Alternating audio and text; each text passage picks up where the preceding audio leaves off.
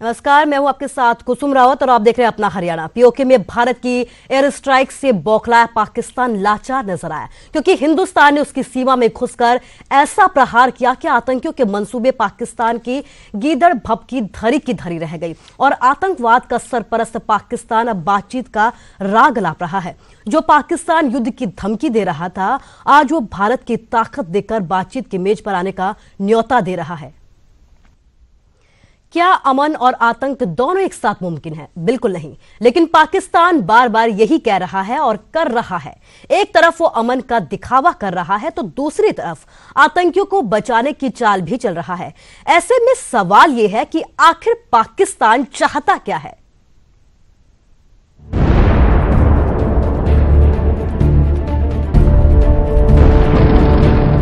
दहाड़ा हिंदुस्तान तो सिहरा पाकिस्तान।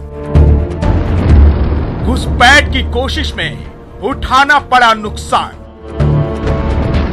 बोली की पेशकश, गोली का पैगाम। क्या जंग चाहता है पाकिस्तान?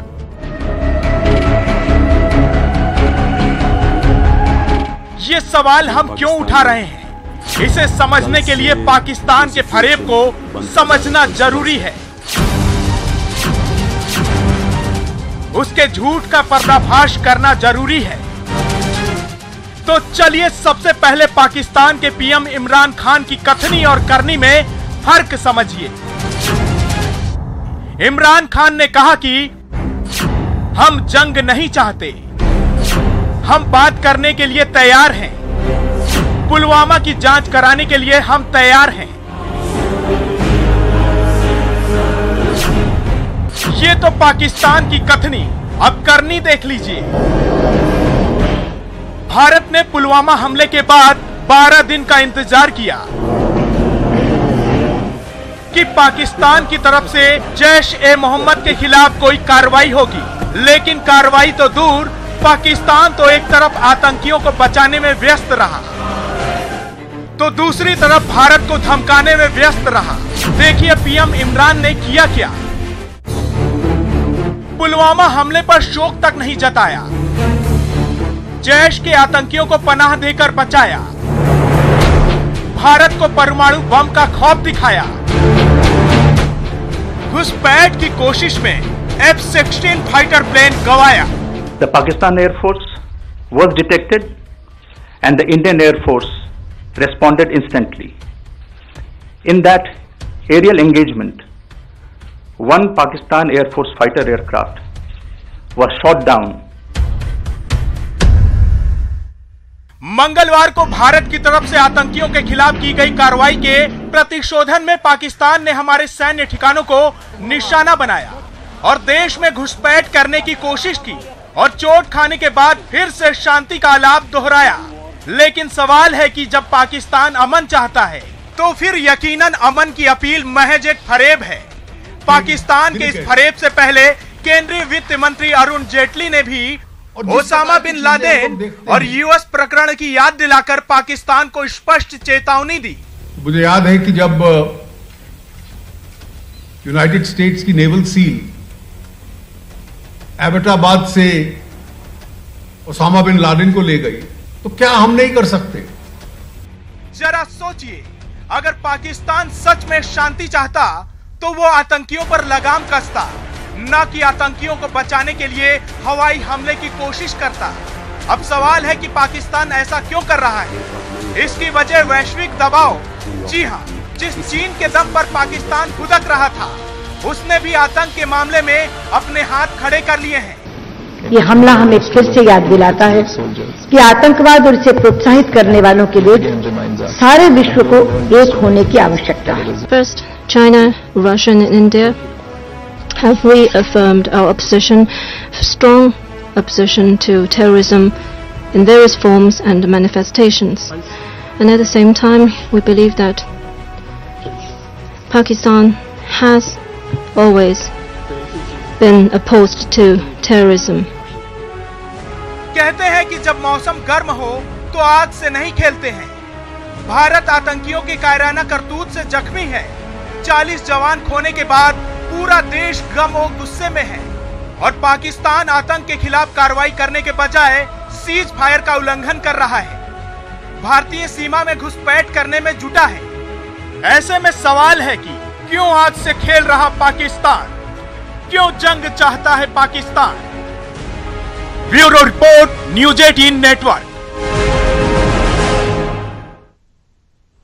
तो हर तरफ एक अजीब सी बेचैनी है। खैर, पाकिस्तान पीएम इमरान खान के अब सुर बदलने लगे हैं। अब सवाल ये उठ रहे हैं कि क्या ये हार का डर है या फिर कुछ और चाल। मंगलवार को बालाकोट को बनाया कब्रिस्तान, बुधवार को हवा में उड़ाया पाक का लड़ाकू विमान। जंग की दहलीज पर दहाड़ रहा है हिंदुस्तान, भारत के तेवर से तौबा तौबा कर रहा है पाकिस्तान। गीदड़ भभकी देने वालों की औकात क्या होती है, पीठ में छुरा घोंपने वालों की बिसात क्या होती है, खामोशी को कमजोरी समझने वालों की सूरत कैसी होती है, और बार बार सच को झूठ बताने वालों की सीरत क्या होती है। इन सब का दुनिया में कोई सबसे सटीक नमूना है तो वो है ये चेहरा। जी हां, इमरान खान, पाकिस्तान के प्रधानमंत्री इमरान खान, वही इमरान जो भारतीय सेना की ताकत की सिर्फ झांकी देखकर ही दहल चुके हैं। उन्हें समझ नहीं आ रहा है कि मैंने क्या कह दिया, क्या कर दिया और अब आगे क्या करना चाहिए। तभी तो पुलवामा हमले के 4 दिन बाद भारत को आंखें तरेर कर धमकाने वाले इमरान अब तौबा तौबा करते हुए अमन की बात करने लगे हैं। बिना सोचे किसी भी हमले का जवाब देने की बात करने वाले इमरान अब क्या कह रहे हैं, उस पर गौर कीजिए। मैं हिंदुस्तान से कहना चाहता हूं कि हम लोग अक्ल और भरोसे से काम लें। दुनिया में इससे पहले भी जंग शुरू तो हुई, लेकिन इसका पता नहीं चला कि वो खत्म कब होंगी। पहला विश्व युद्ध 6 साल चला, दूसरे में हिटलर रूस को जीतना चाहता था, लेकिन ऐसा नहीं हो सका। वार ऑन टेरर में अमेरिका अफगानिस्तान में 17 साल तक फंसा रहा। सवाल है कि ये खुद भारत को युद्ध की दहलीज पर खींच कर लाने वाले इमरान का आत्मज्ञान है या फिर युद्ध के मैदान में गांडीव छोड़ने वाले अर्जुन होने का स्वांग। हकीकत तो ये है कि बेचैन इमरान को कुरुक्षेत्र में कोई सारथी ही नहीं मिल रहा, जिसके दम पर वो अब तक गीदड़ भभकी देते आ रहे थे। मगर अब जब उन्हें अपनी आंखों के सामने भारत के तौर पर अपने मुल्क की मौत नजर आने लगी है, तो शांति दूत बनने का ढोंग करने लगे हैं। जंग छिड़ने के बाद ये मेरे और नरेंद्र मोदी के कंट्रोल में नहीं रह जाएगा। हमने नरेंद्र मोदी को दावत दी कि वो आएं और पुलवामा से जुड़े मसले पर बैठकर हल निकालें। पुलवामा में जो कुछ हुआ है, उसके बाद भारत जिस दर्द से गुजर रहा है वो मुझे पता है। पिछले 10 सालों से मैं कई अस्पतालों में गया हूं, बम विस्फोट पीड़ितों को देखा है। मुझे पता है कि मरने वालों के परिवारों के साथ क्या होता है। सवाल है कि सब पता था तो अब तक चुप क्यों थे इमरान खान? दर्द समझते थे तो पुलवामा हमले के 4 दिन बाद तक खामोश क्यों थे इमरान खान? शांति चाहते थे तो दहशतगर्दों के खिलाफ कभी कुछ किया क्यों नहीं इमरान खान? युद्ध की धमकी देकर भारत को यहाँ तक क्यों खींच लाए इमरान खान? और अब जब आ ही गए हैं तो हर जख्म का हिसाब किए बिना क्यों लौटना चाहते हो Imran Khan? Bureau report, news 18। तो हिंदुस्तान ने हमेशा संबंधों को सुधारने की कोशिश की, बातचीत की कोशिश की, लेकिन वो हमारी सहनशीलता को ही शायद कमजोरी समझ बैठे। लेकिन जब गोली का जवाब गोली से दिया गया तो पाकिस्तान की बोलती ही बदल गई। घुटनों के बल पर आया पाक अब शांति का राग अलाप रहा है। जिन फैसलों को कभी नामुमकिन समझाता था, उन्हें हम मुमकिन बना रहे हैं। मोटी बात आप इस बात समझिए कि आतंकवाद के खिलाफ भारत प्रभावी और प्रामाणिक कार्रवाई कर रहा है।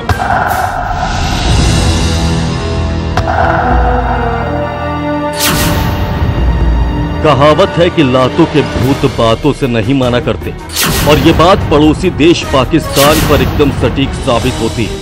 लेकिन इस बार पीठ पर वार करने वाले पाकिस्तान के सीने पर मार पड़ रही है। The Pakistan Air Force was detected and the Indian Air Force responded instantly. In that aerial engagement, one Pakistan Air Force fighter aircraft was shot down. भारतीय जाबाजों ने कल पाकिस्तान को उसके घर में घुसकर मारा था, और आज भारत में घुसे नापाक के नौसिखियों को सीमा के पास मारा है। भारतीय वायु सीमा में घुसा पाकिस्तान का F-16 फाइटर प्लेन वापस नहीं जा पाया। यूनाइटेड स्टेट्स की नेवल सील एबटाबाद से ओसामा बिन लादेन को ले गई, तो क्या हम नहीं कर सकते? भारत जहां सदियों से शांति के कबूतर उड़ाता रहा है, वहीं मुंह में शांति और बगल में बारूद लिए पाकिस्तान हमेशा पीठ पर वार करता रहा। वहीं अब जैसे को तैसा की तर्ज पर एयरफोर्स के जाबाजों ने जैश की कमर तोड़ी थी। आतंक का आका एक ही प्रहार में घुटनों के बल बैठ गया। पाकिस्तानी सेना के प्रवक्ता मेजर जनरल आसिफ कपूर ने कहा कि पाकिस्तान जंग नहीं चाहता। वहीं एटमी युद्ध की बात करने वाले पाक पीएम इमरान ने युद्ध के बजाय बुद्ध बनकर शांति का राग अलापा है। पाकिस्तान हमेशा से युद्ध के खिलाफ रहा। भारतीय सरकार को अगले चुनाव के बजाय भारत की अगली पीढ़ियों पर ध्यान केंद्रित करना चाहिए। युद्ध कभी समाधान नहीं है। युद्ध शुरू करना आसान हो सकता है, लेकिन इसे समाप्त करना असंभव है। हमें उम्मीद है कि सीमा पर समझदारी बनी रहे।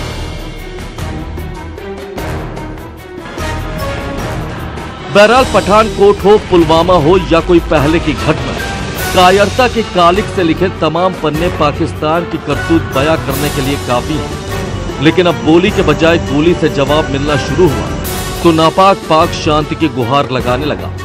सवाल यह है, क्या इस बार नापाक का होगा पूरा इलाज? Bureau report, news 18।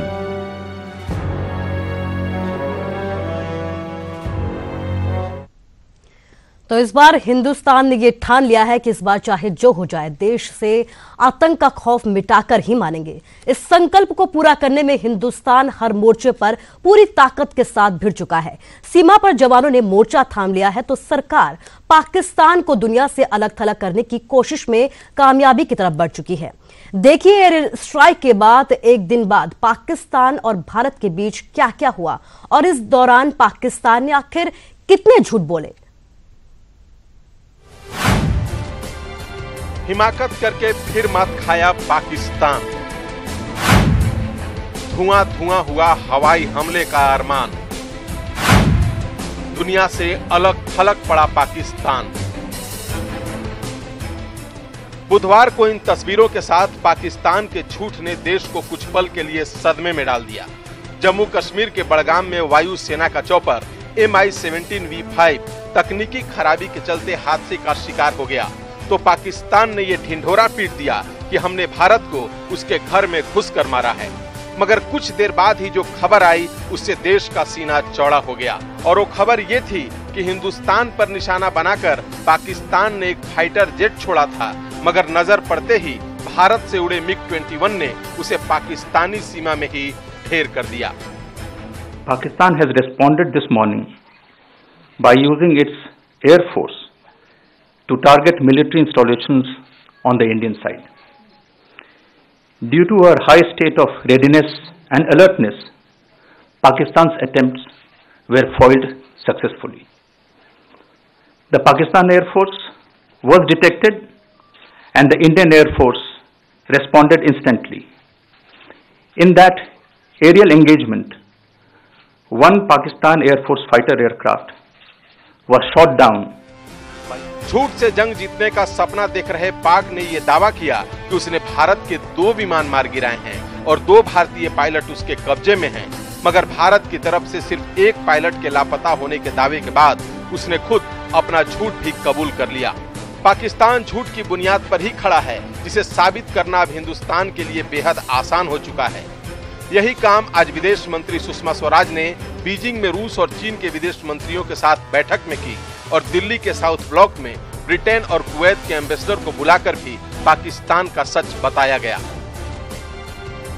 मैंने विशेष रूप से हाल ही में जम्मू और कश्मीर के पुलवामा में हुए बर्बर आतंकवादी हमले को रेखांकित किया, जिसमें भारत ने अपने 40 से अधिक बहादुर सुरक्षा कर्मियों को खोया।